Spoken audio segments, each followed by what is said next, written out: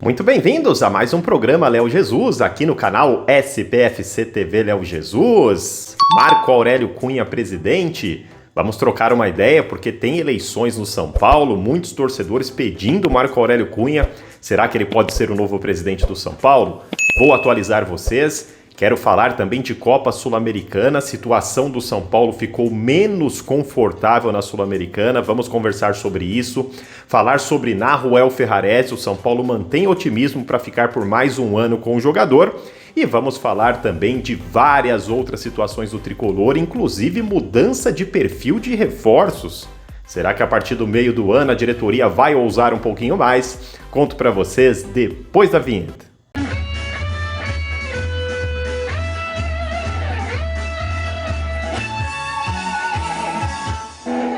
Vamos lá, meus amigos, lembrando que esse vídeo é um oferecimento da nossa parceiraça PagBet, para você que tem 18 anos ou mais, uma das melhores casas de apostas que existe, certamente na internet, é zero burocracia, você consegue comprovar isso clicando no link que eu estou deixando fixado no primeiro comentário e a partir de R$1 você já pode fazer a sua aposta.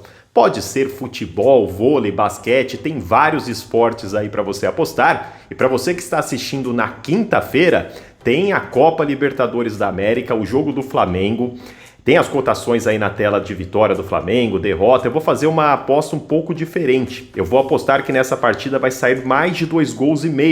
Isso está dando um retorno de R$1,92 para cada real apostado. Então, apostando R$100 para mais de 2,5 gols, ou seja, 3 ou mais. Se der certo, R$192. Então, não tem só quem ganha, quem perde. Tem várias apostas lá. O time A faz tantos gols, o time B faz tantos, a soma dos dois, quantidade de escanteios. Tem muita coisa bacana para você se arriscar por lá, sempre com responsabilidade. Se acertou, é o seguinte, na PagBet, acertou, tá pago. Repito, o link está fixado no primeiro comentário. Boa sorte para vocês. Vamos conversar um pouquinho sobre Copa Sul-Americana. O São Paulo segue líder do seu grupo, só que agora o Tigre encostou no São Paulo, tá, gente? O Tigre venceu a equipe do Puerto Cabello, né?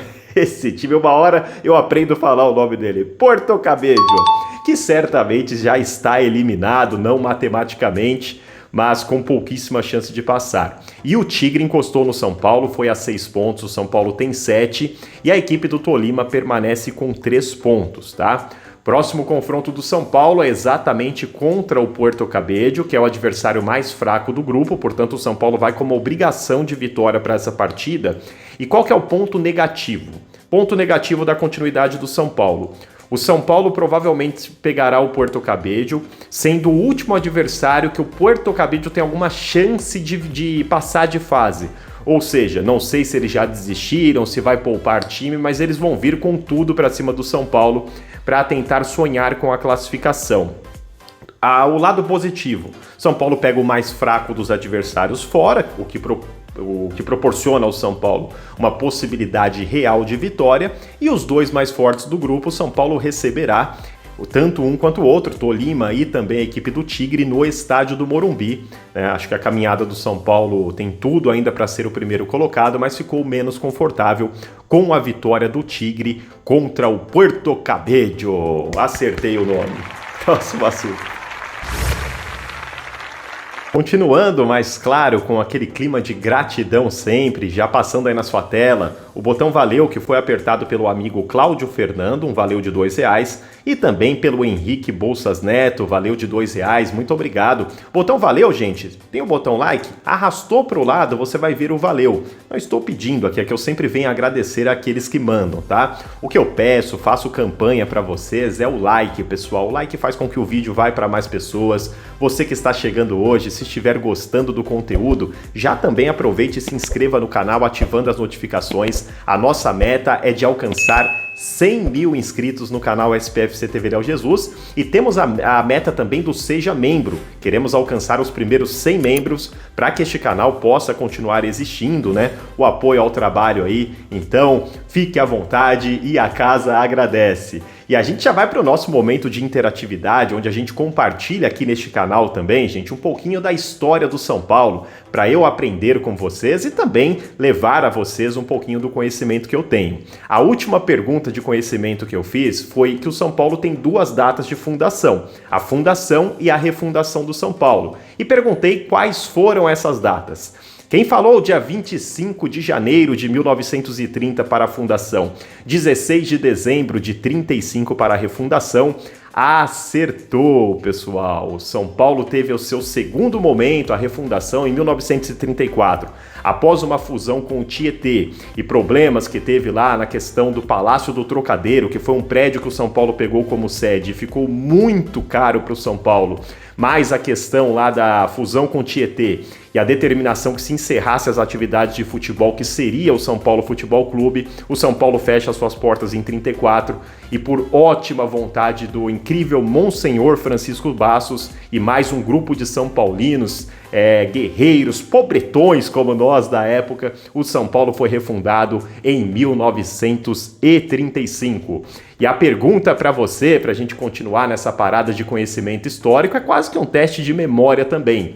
O São Paulo venceu a equipe do New Old Boys na primeira Libertadores da América de 1992. Quero saber o placar da partida e quem foi o autor ou os autores dos gols do jogo final de São Paulo e New Old Boys. Tá aí a pergunta para vocês. E vamos continuar aqui com o tricolor paulista. Já algumas informações sobre São Paulo e Internacional para vocês. A primeira não é muito boa, tá? Tudo indica que Gabriel Neves não estará à disposição contra o Internacional. Confirmado aí o entorse no tornozelo do Gabriel nessa última partida da Copa Sul-Americana contra a equipe do Tolima e pelo ao menos contra o Internacional a tendência é que esteja fora, a previsão também não é tão longa, existe um otimismo que Gabriel Neves esteja de volta no próximo final de semana, previsão de uma semaninha de molho para o Gabi Neves, e quanto a Caleri e Erisson, ambos grandes possibilidades para que estejam à disposição do técnico Dorival Júnior. São as primeiras informações de São Paulo e Internacional para vocês. E vamos falar sobre o futuro do tricolor paulista, mais precisamente eleições presidenciais. A gente já sabe o contexto, Júlio Casares, houve uma mudança no Estatuto do São Paulo, é o favorito à reeleição que não poderia ocorrer, mas devido à mudança, uma manobra de estatuto, pode atualmente, então Júlio Casares certamente será o candidato da situação. E quem vai contra o Júlio Casares? Existem nomes que são cogitados, os 2 mais fortes são os mesmos mais cogitados na última eleição.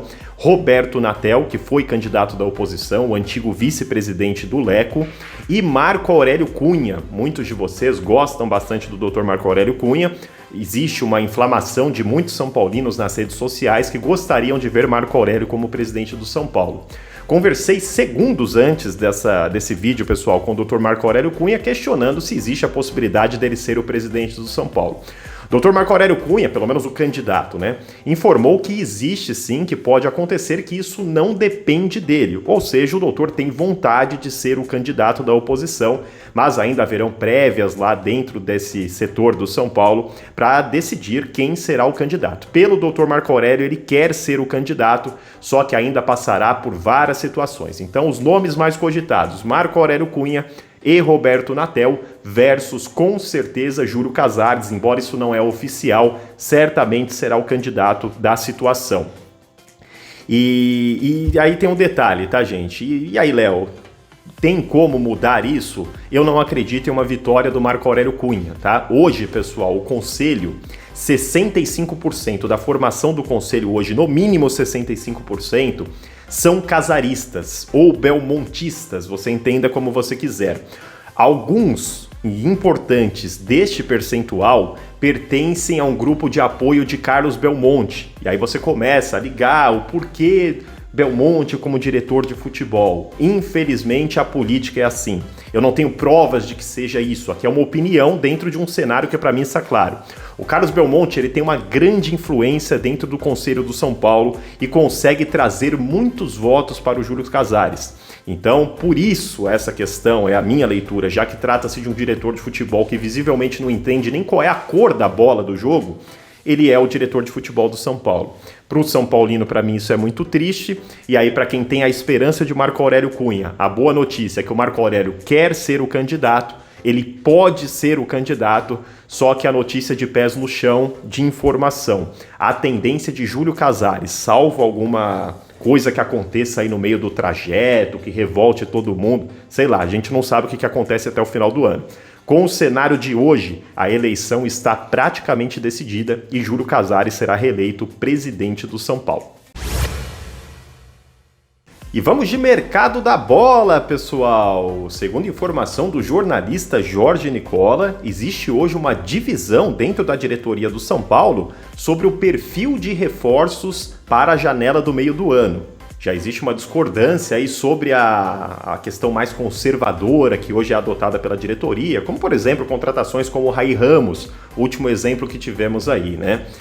O que se acredita, e eu acredito muito nisso também, sempre com cautela, em parte da direção, segundo o Nicola, é que deveria ser feito algumas contratações para mudar o São Paulo de perfil, mudar o São Paulo de patamar. Contratações do nível, por exemplo, do Lucas Moura, caso só sobre o futebol brasileiro para ele voltar. Já te expliquei aqui sobre Lucas Moura, embora o São Paulo coloque ele como perfil, o Lucas Moura não quer voltar ao futebol brasileiro, tá? Ele quer fazer contrato na Europa, então não vamos ficar batendo nessa mesma tecla. Mas o perfil seria esse. Everton Ribeiro, que não vem esse ano também, mas de repente para o ano que vem, não se sabe se renovará com o Flamengo, ele deseja a renovação, o Flamengo pensa em talvez não decidido um ano de contrato de renovação, mas jogadores de perfis mais ousados, é isso que parte da direção, segundo o jornalista, quer. O Júlio Casares, ele continua acreditando que o São Paulo consegue montar um time competitivo com jogadores mais modestos, e vamos ver o que acontece, mas segundo o jornalista Jorge Nicola, já existe essa divergência aí na direção. O que eu penso, pessoal? Na situação do São Paulo, o conservadorismo tem que ser o manda-chuva sim. Não discordo da diretoria, com várias outras discordâncias que tem, eu não discordo disso. Só que uma ou outra contratação mais ousada tem que ser feita. Sabe por quê? Porque se você investe direito num jogador bom de bola, em vez de investir em 3 perebas meia boca, que daria exatamente o salário do bom de bola, você ganha tecnicamente. Se você acerta em 2 caras ferradões aí, o time muda de patamar. Você pode ter classificação na Libertadores, já que a gente está falando na questão da grana. Classificação da Libertadores vai te dar naturalmente mais grana para a próxima temporada, vai te atrair mais patrocinadores para a próxima temporada, a renda do estádio vai ser superior, porque os jogos de Libertadores, os ingressos naturalmente serão mais caros também, vai atrair outros jogadores para jogar no São Paulo também, pela competição ser a competição mais chamativa, então o jogador que você pagaria X vai pagar X menos um pouquinho pelo interesse que ele tem aí da questão de ser valorizado pela competição. Então investimento alto, certeiro, ainda é investimento. Por outro lado, investimento baixo, catastrófico, é prejuízo. Então, se conseguir acertar em 2, 3 contratações que mudem o São Paulo de patamar, eu sou super favorável, porque o retorno vai vir. E se o São Paulo numa dessa ganha um campeonato, o São Paulo tem premiações, vai mais longe em outros. As premiações hoje na maioria dos campeonatos, elas vão sendo gradativas conforme você passa de fase, como por exemplo na Copa do Brasil. Então estou de acordo, se é que existe isso, repito, a informação é do jornalista Jorge Nicola, mandei mensagens para a direção do São Paulo que não tem me respondido, tá gente?